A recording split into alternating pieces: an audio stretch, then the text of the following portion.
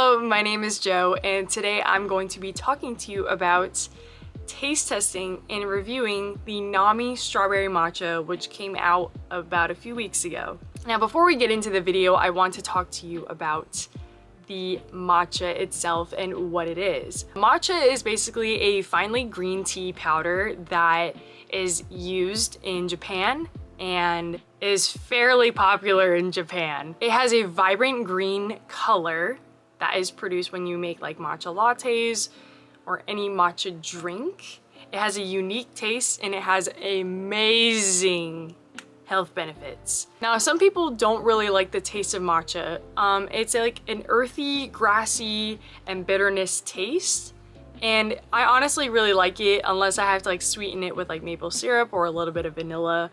But overall, I just love the experience of making the matcha. Now, a lot of people use matcha in cakes, they use it in pancakes, they use it in cookies, brownies, they do ice cream with it. It's fairly used, like a lot. As I mentioned earlier, the health benefits of matcha, they are really good actually. It has L-theanine, which is the calmness effect of matcha. You know, it doesn't give you jitters, it doesn't give you anxiety, just overall a calm state. It's rich in antioxidants and it provides a caffeine boost throughout the day. So with coffee, for instance, you drink it, it gives you jitters, it gives you anxiety, and it gives you that crash throughout the day. There are some types of matcha grades, which the one I'm going to be talking to you about is a ceremonial grade, which is the highest quality of matcha. It provides that vibrant green color that you see. It tastes very smooth and it's naturally sweet. And sometimes like coffee, it has a very smooth texture.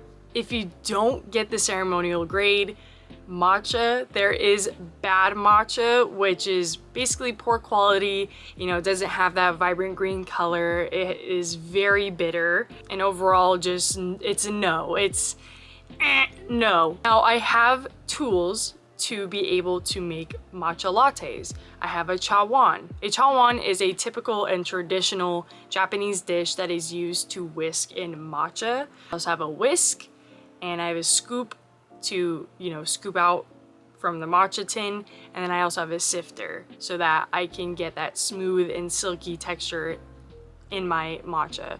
Now, I have been a coffee drinker pretty much all my life. I don't know, like, making coffee for me is kind of an experience as well with like matcha, but it's not like on the matcha level. Why I got into the matcha is because of its, you know, health benefits, the art of making the matcha.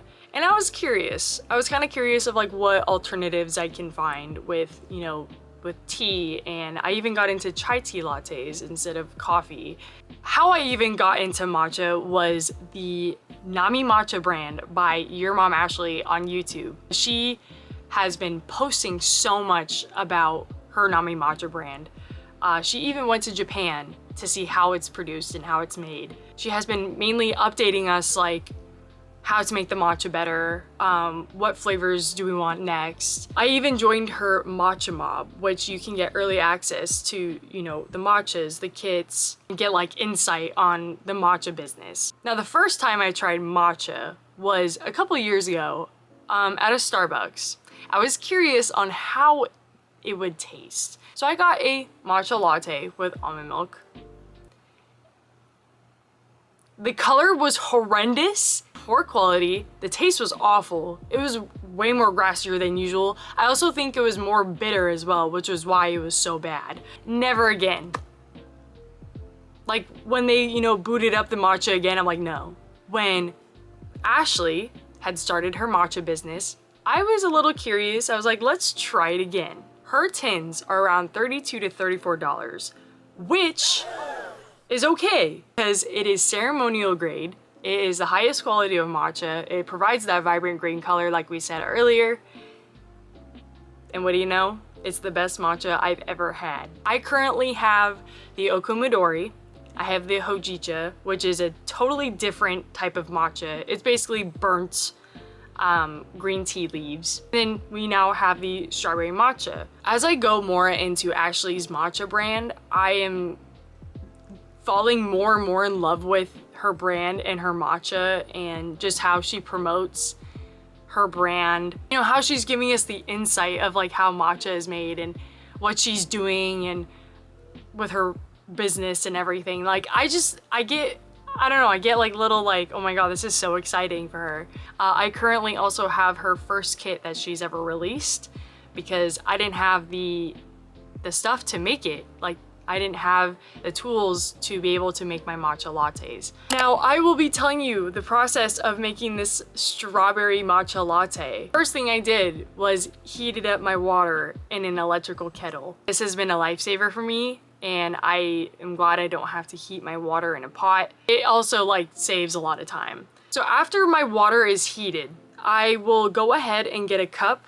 I will get my whisk and put the whisk in the cup with the hot water that I just heated up. This will allow the whisk to open up its bristles in the middle and on the outside. My whisking is softer, not like super hard, and my, you know, bristles will break, which I really hope that does not happen. And then I grab my chawan, I grab my sifter, I grab, you know, 2.5 scoops of matcha, which I don't weigh. A lot of people do weigh, you know, the grams of matcha that they're drinking, but I honestly just do 2 or 2.5 scoops of matcha, put it in the sifter, and then I sift. We'll wait 30 seconds to a minute for my whisk to soften, and then I will go ahead and whisk my matcha in the chawan. I will get that frothy, you know, matcha, and that is what I like to see. So once that is, you know, pretty much done, I will go ahead and set up my glass. For the sake of this video, I cut up my strawberries. I tried to do like a puree with it, but I could not. I was trying to like muddle it a little bit. I didn't have a muddler, but cut up my strawberries. I put some ice in my glass, and then I put almond milk on top of that. I pour some maple syrup. Once that's ready, I put my matcha from the chawan into the pre-made glass of almond milk, maple syrup, and strawberries. Now my review on this strawberry matcha. When I looked in the tin, which I opened it before this video, I was a little curious on the color. So the color was a little bit lighter green than what I am used to in the Okumidori. I think it's because she had to add, you know, this strawberry-esque.